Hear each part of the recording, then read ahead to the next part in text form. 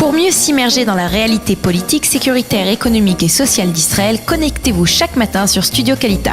Daniel Haïk vous y attend pour sa revue de la presse.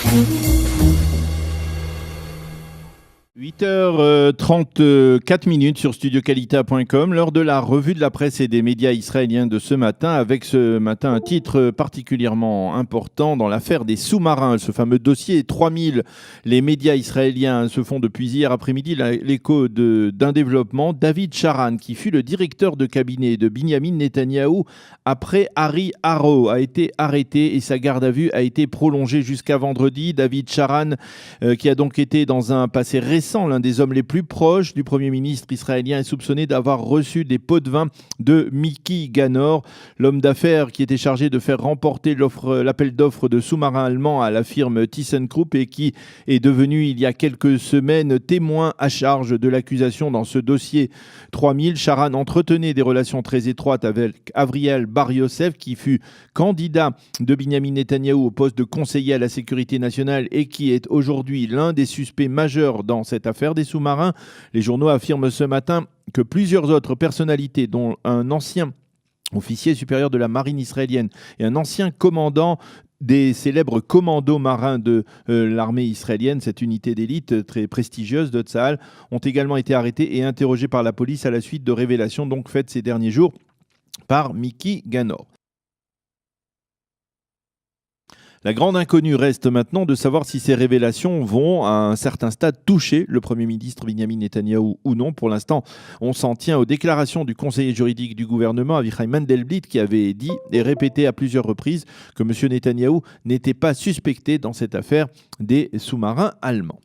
Restons dans le cadre tout de même des affaires du Premier ministre. Selon le Haaretz de ce matin, M. Netanyahou se serait entretenu avec le rédacteur en chef du Israël Hayom, Amos Regev, 15 fois en 19 jours à l'approche des dernières élections de 2013, et ces conversations se seraient produites en fin de journée à proximité de l'heure de bouclage du quotidien gratuit qui est donc sur la sellette dans cette affaire. Le Haaretz tente d'expliquer qu'il y avait un lien entre ces conversations téléphoniques et la manchette du journal le lendemain. Binyamin Netanyahou a déjà répondu que ces conversations s'inscrivaient dans un cadre normal d'une relation entre un Premier ministre et les responsables de la presse israélienne. Et d'ailleurs, pour tenter de prouver cela, le président de la coalition gouvernementale, l'infatigable David Bitan du Likoud, a demandé à la justice israélienne la possibilité de consulter les relevés de conversation des deux prédécesseurs de Binyamin Netanyahou au poste de Premier ministre, Ehud Olmert et Ariel Sharon, afin de vérifier combien de fois ils s'étaient entretenus, eux, avec des rédacteurs en chef des journaux qui soutenaient à l'époque leur politique.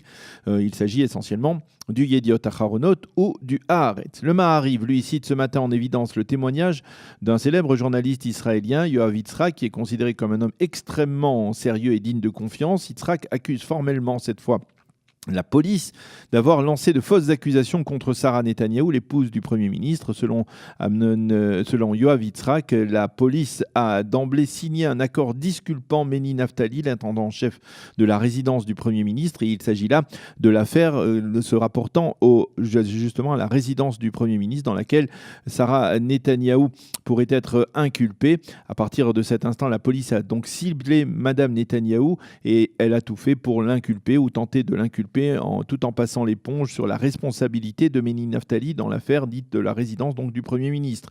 Le Israël Hayom confirme que, selon le parquet, Meni Naftali est devenu témoin à charge contre Sarah Netanyahou, ce qui signifie bel et bien qu'il était lui-même soupçonné d'infraction et que pour échapper à la justice, il a donc décidé de charger l'épouse du Premier ministre. Et à la question de savoir qui a commandé des quantités exagérées de nourriture à la résidence, puisqu'il s'agit d'un des reproches faits par la justice ou par les enquêteurs à Sarah Netanyahou, la police se focalise sur Madame Netanyahou alors que c'est bel et bien Naftali qui a commandé cette nourriture abondante. Dans le Israël Hayom, le célèbre avocat Tzion Amir affirme dans un éditorial qu'il faut prendre avec des pincettes le témoignage de Meni Naftali contre Sarah Netanyahou. Naftali a déjà été surpris en train de mentir et celui qui ment une fois peut mentir chaque fois, écrit ce matin Tzion Amir. Le parquet ne peut se servir de ce témoignage comme d'une seule preuve pour inculper Madame Netanyahou. Ce témoignage doit plutôt appuyer des soupçons qui pèsent déjà sur l'épouse du Premier ministre, écrit donc le célèbre avocat israélien. Je vous rappelle donc que Sarah Netanyahou pourrait être inculpée dans les prochains jours par le conseiller juridique du gouvernement pour avoir fait facturer des dépenses à caractère privé à l'État d'Israël, donc dans le cadre de la résidence du Premier ministre au cœur de Jérusalem. Et pour tenter de se défendre, elle a passé un examen au détecteur de mensonges qui prouvait qu'elle disait vrai dans l'affaire de la résidence du Premier ministre. Cependant, les examens au détecteur de mensonges ne peuvent servir de preuve en Israël, à plus forte raison lorsqu'ils sont initiés par la personne suspectée, écrit ce matin le Maariv. Et puis les sites d'information reviennent depuis hier soir sur la manifestation qui s'est tenue hier à Tel Aviv devant le théâtre Habima à l'occasion du 3e anniversaire de la capture par le Hamas d'Abera Mengistou, ce citoyen israélien d'origine éthiopienne qui est considéré comme faible mentalement. Et hier, donc, des centaines d'Israéliens, dont plusieurs chanteurs, se sont mobilisés en sa faveur et ont appelé à sa libération rapide. En marge, la seconde chaîne de télévision a révélé hier en exclusivité que le remplaçant du colonel Lior Lotan, qui a été chargé du dossier délicat des soldats et civils détenus par le Hamas et qui a démissionné il y a 15 jours, ce remplaçant devrait être Aleph, un officier supérieur du Shin Bet israélien inconnu du grand public et dont on ne connaît toujours pas l'identité exacte. Le ministre israélien de la Défense, Avigdor Lieberman, qui dans un premier temps n'était pas particulièrement favorable à une nomination d'un remplaçant à l'OTAN, a changé d'avis après avoir constaté la détresse des familles des soldats Shaul et Goldin et de la famille d'Abera Mengistou. Les sites d'information révèlent que pour la seconde fois en quelques jours, Binyamin Netanyahou s'est rendu hier soir dans le sud de Tel Aviv pour se rendre compte en pleine soirée de la précarité sécuritaire des habitants israéliens de cette partie de la métropole. Le Premier ministre était accompagné du ministre de l'Intérieur Arieh Deri qui lui semble aussi déterminé à régler une fois pour toutes le problème des migrants illégaux. Et dans ce contexte, le Israël Hayom révèle ce matin que plusieurs gouvernements européens auraient versé une somme totale de près de 46 millions de shekels pour amplifier la campagne visant à forcer le gouvernement israélien à permettre aux migrants africains de s'installer dans le pays. Selon l'ONG nationaliste israélienne Im Tirtzu, quelques 46 millions de shekels donc auraient été versés entre 2012 et 2017 à des ONG israéliennes de gauche et d'extrême gauche qui avaient pour objectif d'installer ces immigrants illégaux en Israël. Ce qui est stupéfiant, comme le précise le Israël Hayom, c'est qu'à la même période, l'Europe tentait de cesser le flux de migrants venant d'Afrique et du Proche-Orient. Hier, en Conseil des ministres, M. Netanyahou avait relaté sa première visite jeudi dernier au domicile d'une Israélienne de 72 ans, Sophia, dans le sud de Tel Aviv.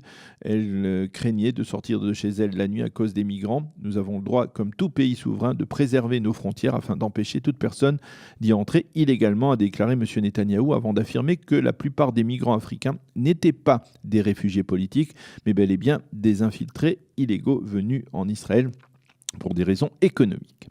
Le Times of Israel mentionne dans sa version en français la visite en Israël du Premier ministre de Macédoine, Zoran Zaev. Celui-ci a rencontré hier le président de l'État, Reuven Rivlin, et s'est déclaré très heureux d'être en Israël, l'un des pays, a-t-il dit, les plus amis de la Macédoine, avant de souligner qu'il s'était intéressé en particulier aux technologies israéliennes en matière agricole, donc en particulier. Et puis justement, en marge de l'actualité brûlante, et puisque nous parlions d'agriculture, le Israël Hayom salue ce matin la fin d'un cours de formation aux techniques agricoles israéliennes pour quelques 1200 étudiants venus d'Afrique et d'Asie. Ces étudiants qui ont déjà une formation universitaire liée à l'agriculture font partie d'un programme spécial intitulé Agro Studies. Ils sont originaires de pays africains tels que l'Ouganda, le Rwanda, le Kenya et de pays d'Asie comme le Cambodge, le Vietnam, les Philippines et le Laos. Côté israélien, on considère ce programme, dont c'est la 3e édition, comme l'un des fleurons de la coopération scientifique et agricole entre Israël et ces pays d'Asie et d'Afrique. Et puis nous terminerons cette revue de la presse et des médias par l'Eurobasket qui se tient à Tel Aviv avec la sélection israélienne qui a remporté son premier match après 2 défaites. Les Israéliens l'ont emporté 82-80 sur la sélection allemande. Ils vont pour l'instant poursuivre la compétition. Et sachez également qu'en sport que le capitaine déchu de l'équipe nationale de football israélienne, Eran Zehavi, a annoncé qu'il ne jouerait plus dans la sélection israélienne. Il a pris cette décision après avoir été exclu de l'équipe pour avoir jeté au sol son bandeau de capitaine après la défaite plutôt cuisante et plutôt embarrassante de son équipe 1-0 face à la Macédoine sur le terrain israélien. Zehavi a reconnu avoir commis une erreur en faisant ce geste. Je ne suis pas infaillible, je m'en excuse, a-t-il déclaré. Voilà, c'est la fin de cette revue de la presse et des médias israéliens. Dans quelques instants, nous serons en ligne avec le Rav Shaul David Bochko qui nous parlera du nouveau programme de la Yeshiva d'Echal Eliyahu, un programme qui est destiné essentiellement aux classes de seconde, première et terminale pour les Olim de France, pour les jeunes Olim de France qui voudraient s'intégrer en douceur en Israël et dans le cadre d'un lycée Yeshiva. Eh bien, c'est une proposition que leur offre la Yeshiva d'Echal Eliyahu à Kochav Yaakov. Nous en parlerons avec lui dans quelques instants. Pour mieux s'immerger dans la réalité politique, sécuritaire, économique et sociale d'Israël, connectez-vous chaque matin sur Studio Kalita. Daniel Haïk vous y attend pour sa revue de la presse.